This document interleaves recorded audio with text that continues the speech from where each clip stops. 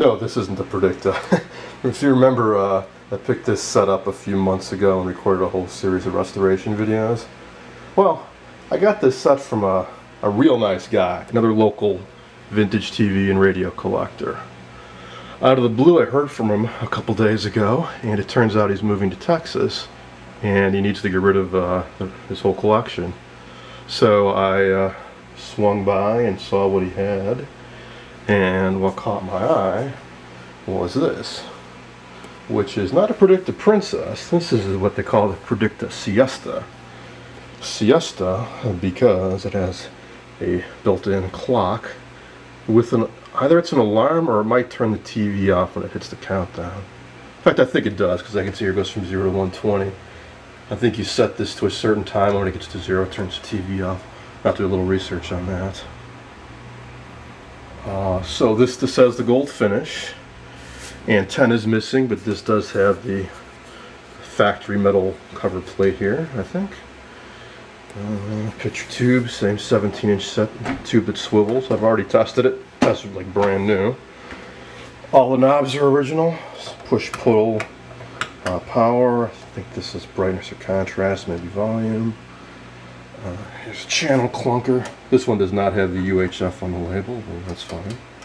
So here's what the original knob is supposed to look like. Rather distinctive with this V pointer on it. It's fine-tuning. And, most importantly, this has the original stand. I think this gold stripe here is to correspond to the gold frame.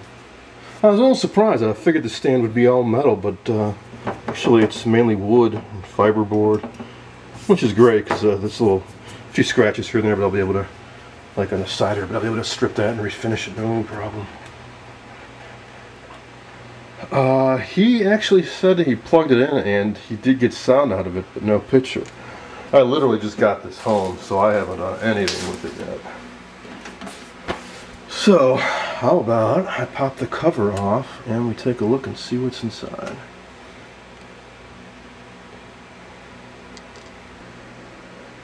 Oh, before I do that, I forgot to mention the other models.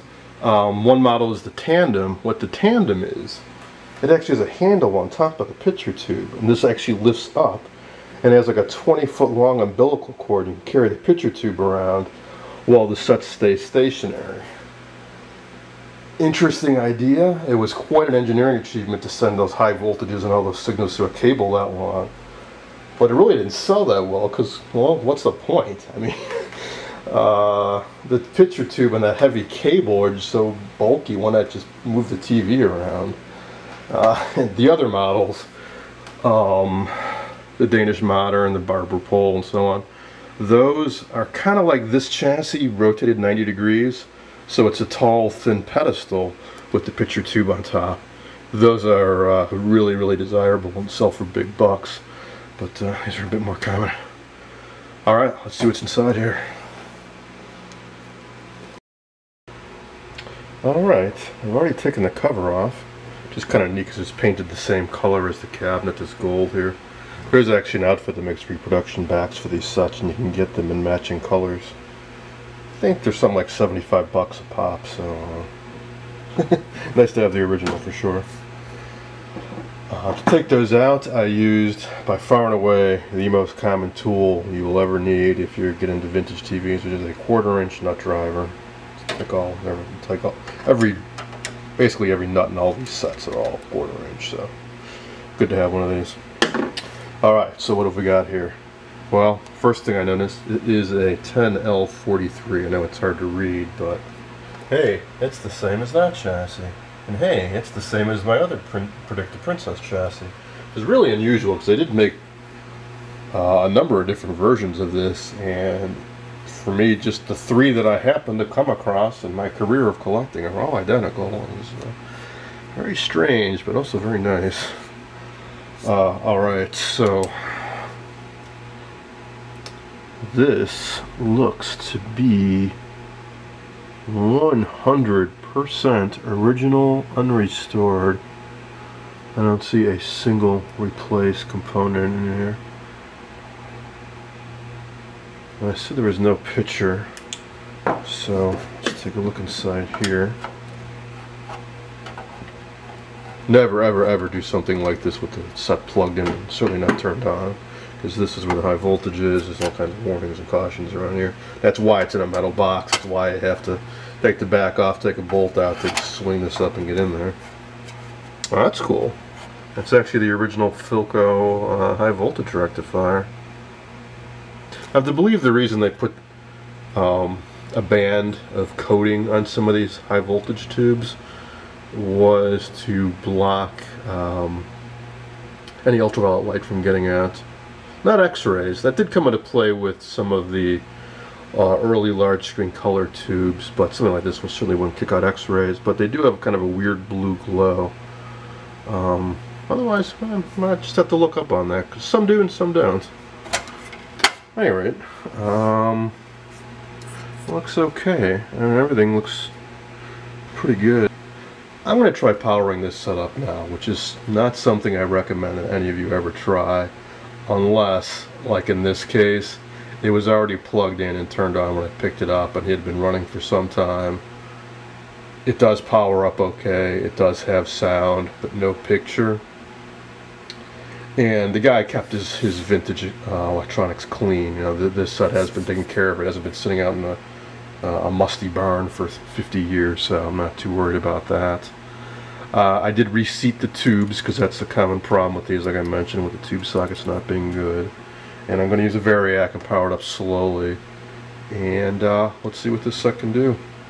I'm certainly going to restore it regardless, I mean, even if this springs to life, because this is a ticking time bomb with all these original caps in here, and they will start popping if I run this for any length of time, I'm sure. Okay, I've got some good news. I slowly powered this up with Variac, monitoring everything. Nothing smoked, nothing popped, and I did get it to do something. So what I did was, because there was no antenna, I hooked up one up. The seller happened to throw in one of these cool old Bakelite cast iron antennas, like a few others I've got kicking around here. Can't wait to get some brass cleaner on this because it's really corroded.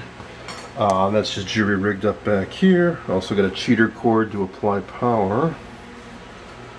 Now the way the controls work on this set is this is push-pull for power and rotate for volume, and this is brightness, and then channel fine-tuning. So let's turn this on.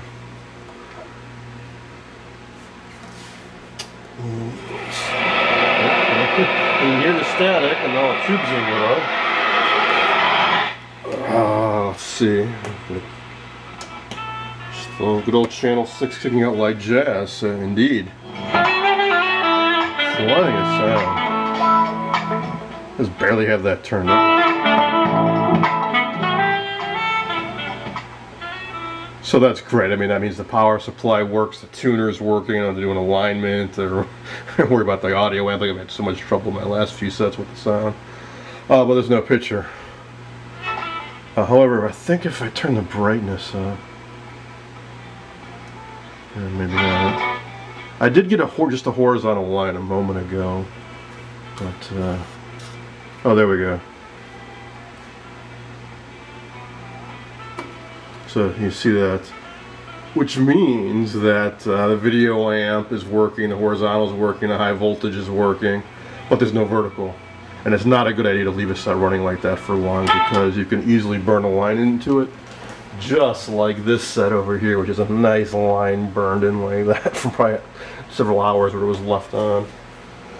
Also, what I'm going to do now is just try to do a real quick job. Since I got this chassis sitting next to it full of tubes, I'm going to pop out tubes associated with the vertical circuitry, pop them in and see if it works. If not, I'm just going to put it away and wait until I have time, who knows when, to properly pull it out, diagnose it, troubleshoot it, and restore it.